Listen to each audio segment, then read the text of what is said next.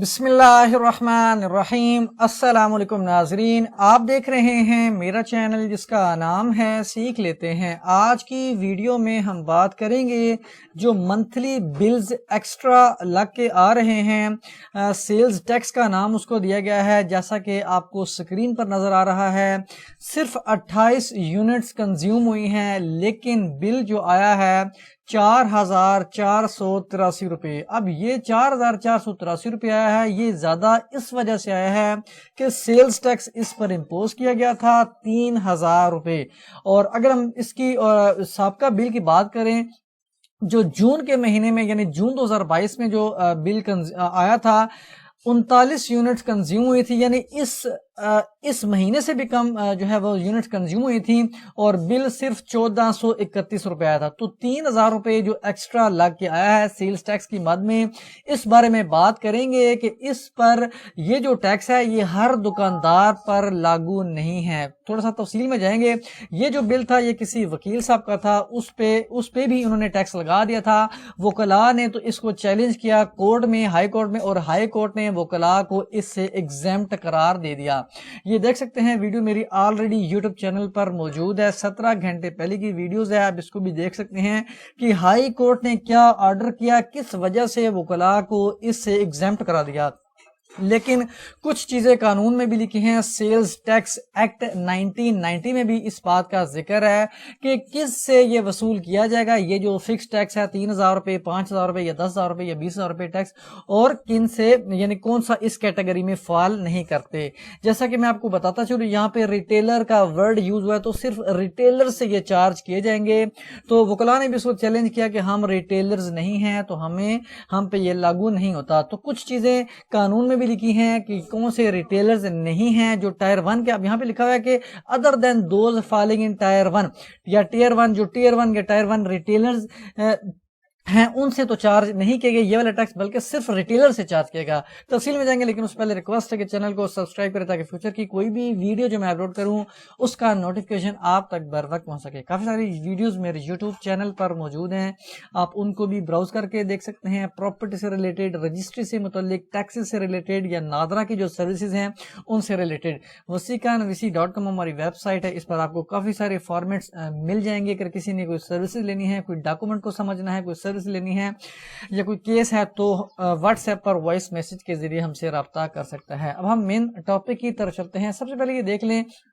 کہ جو ٹیکس کو امپوز کیا گیا تھا اس میں کیا چیز مینشن تھی۔ اب انہوں نے لکھا ہے کہ یہ جو ٹیکس ہے یہ ریٹیلر سے چارج کیے جائیں گے، اور اس ریشیو سے، یعنی 3000، 5000، 10,000 یا 20,000 یا جتنا بھی یہاں پہ لکھا ہوا ہے تو اس حساب سے چارج کیے جائیں گے۔ وہ ڈیپینڈ کرتا ہے کہ وہ فائلر ہے یا نان فائلر ہے۔ میں نے ایک اس کی الگ سے ٹیبل چارٹ بنا لیا ہے، یہاں پہ دیکھ سکتے ہیں کہ اگر 30,000 روپے تک بل اس کا کیلکولیٹ ہو کے آتا ہے تو 3,000 روپے اس سے ٹیکس کی سیل ٹیکس کی مد میں چارج کیے جائیں گے اگر وہ فائلر ہے۔ اگر وہ نان فائلر ہے تو 6,000 روپے۔ اسی طرح اگر اس کا بل ایکسیڈ کرتا ہے 30,000 روپے سے لے کے 50,000 روپے تو اس کو 5,000 روپے ایڈیشنل چارج کیے جائیں گے اگر وہ فائلر ہے۔ اگر وہ نان فائلر ہے تو اس کو ڈبل کر کے 10,000 روپے سے چارج کیے جائیں گے۔ اسی طرح اگر اس کا بل کا ٹوٹل کیلکولیشن میں 50,000 روپے بنتا ہے تو اس سے 10,000 روپے چارج کیے جائیں گے اگر وہ فائلر ہے۔ اگر وہ نان فائلر ہے تو ڈبل کر کے 20,000 روپے سے چارج کیے جائیں گے۔ اب ہم آگے چل کے دیکھ لیتے ہیں۔ اب یہاں پہ چونکہ لکھا ہوا ہے کہ ٹائر 1 کی کیٹیگری کے علاوہ، کیونکہ بزنسز مختلف ہوتے ہیں، ایک ریٹیلرز ہوتے ہیں، ہول سیلر ہوتے ہیں، مینوفیکچرر ہوتے ہیں، امپورٹ ایکسپورٹ، بہت ساری کیٹیگریز اس میں آ سکتے ہیں۔ اب یہاں پہ دیکھ سکتے ہیں کہ جو ٹائر 1 کے ریٹیلرز ہیں وہ کون سے ہوتے ہیں، تو اس کی ڈیفینیشن بھی اسی ایکٹ جو سیلز ٹیکس ایکٹ ہے 1990 کا اس میں بتائی گئی ہے۔ اب یہاں پہ لکھا ہے نمبر 1 پہ جو ریٹیلر، وہ والا ریٹیلر جو آپریٹ کرتا ہے as a unit of national اور انٹرنیشنل چین آف سٹور، جس کی ایک سے زیادہ یعنی چین آف سٹورز ہوں، ملٹیپل سٹورز ہوں، بے شک وہ قومی سطح پر ہوں یا بین الاقوامی یعنی نیشنل یا پھر انٹرنیشنل سٹورز، جیسا کہ میکڈونلڈ ہو گیا، جنت گارمنٹس ہو گیا، کھاڑی، اس طرح کے جو بڑے بڑے برانڈز ہوتے ہیں جن کی ایک سے زیادہ ملٹیپل سٹورز ہوتے ہیں تو وہ اس کیٹیگری میں آتے ہیں ٹائر 1 ریٹیلرز کی، یعنی ان پر وہ والا ٹیکس لاگو نہیں ہوگا جس کا ہم پہلے ذکر کر چکے ہیں، جو 3,000 یا 5,000 یا 10,000 روپے یا 20,000 روپے۔ اب یہاں پہ سیکنڈ کیٹیگری وہ ہے کہ وہ والا ریٹیلر جو ایئر کنڈیشنڈ شاپنگ مال میں آپریٹ کر رہا ہے، پلازے میں، سینٹر میں، لیکن اس میں وہ والے کھوکے شامل نہیں ہے, چھوٹے چھوٹے کیوسکس وغیرہ, وہ جو کھوکے وغیرہ ہیں وہ اس میں انکلوڈ نہیں ہیں. اس کے بعد ٹائر 1 ریٹیلر کی کیٹیگری میں وہ والے بھی افراد شامل ہیں کہ جن کے, جو والی دکانات بھی شامل ہیں کہ جن کے بل کو اگر کیلکولیٹ کیا جائے 12 مہینوں کے جو پچھلے اگر بل ہیں ان کو مجموعی طور پر اکٹھا کیا جائے تو ان کے اگر ٹوٹل اماؤنٹ 12 لاکھ روپے سے زیادہ بنتی ہے تو بھی, چونکہ یہ بڑا بزنسز آتے ہیں, یہ چھوٹے بزنس نہیں ہیں, تو جن کی اگر 12 لاکھ روپے 12 مہینوں میں اس سے زیادہ کی اگر ان کے بل آئے ہیں تو اس الیکٹریسٹی بل تو وہ بھی ٹائر 1 ریٹیلرز کی کیٹیگری میں آئیں گے, صرف ریٹیلرز کی کیٹیگری میں نہیں آئیں گے. اسی طرح وہ والے ہول سیلر جو ہول سیل کے طور پہ بھی کام کرتے ہیں, یعنی جو ریٹیلرز کو گڈز پرووائڈ کرتے ہیں, ساتھ میں وہ خود بھی ریٹیلر کا بھی کام کرتے تھے ہیں,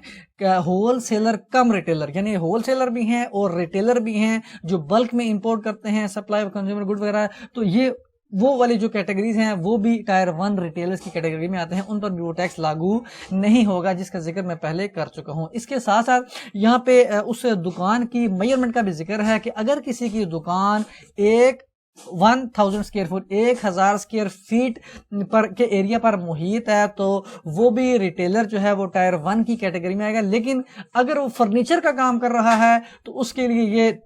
شرط رکھی گئی ہے کہ اس کا 2000 اسکوائر فیٹ کی کیٹیگری میں 2000 اسکوائر فٹ اس کا رقبہ ہونا چاہیے اس کی دکان کا. تو اس طرح چونکہ فرنیچر کا جو کاروبار ہوتا ہے وہ فرنیچر جو ہوتے ہیں وہ ویسے ہی ان کا حجم زیادہ ہوتا ہے, تو ایک فرنیچر کافی جو ہے وہ جگہ گھیرتا ہے, تو اس وجہ سے ان کے لیے زیادہ جو ہے وہ رقبہ رکھا گیا کہ 2000 اسکوائر فٹ. تو اس کیٹیگری میں آتا ہے, اگر وہ فال کرتا ہے تو ٹائر 1 ریٹیلرز کی کیٹیگری میں آئے گا. اب یہاں پہ ریٹیلر, اب ایک اور